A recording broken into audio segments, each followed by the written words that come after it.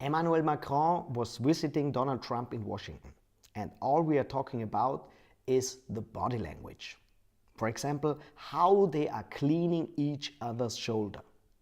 Donald Trump does it with the index finger and he appears a little bit dominant. Why is he appearing dominant? That reminds us of primates. And if the alpha gorilla is supported by a lower standing gorilla during a fight, the alpha gorilla shows gratefulness by grooming his new friend. And grooming means cleaning the other gorilla. And that is a signal of dominance because mostly it is done by the higher standing for the lower standing.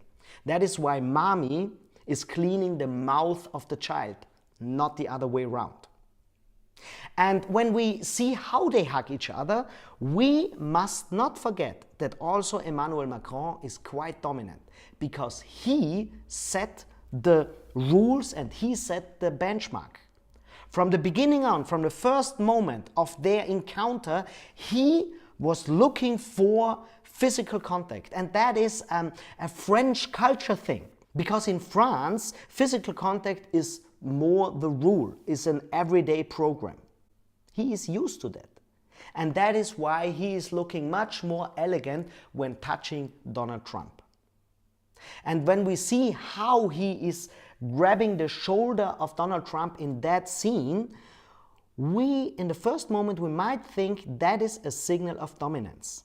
But to be honest, that is also the only way how a man can grab the body of another man. Of course, he also could have grabbed the hips of Donald Trump, but that would make a completely different impression. So when we see the high frequency of physical contact, we see that that makes a huge impression on us. And you know what?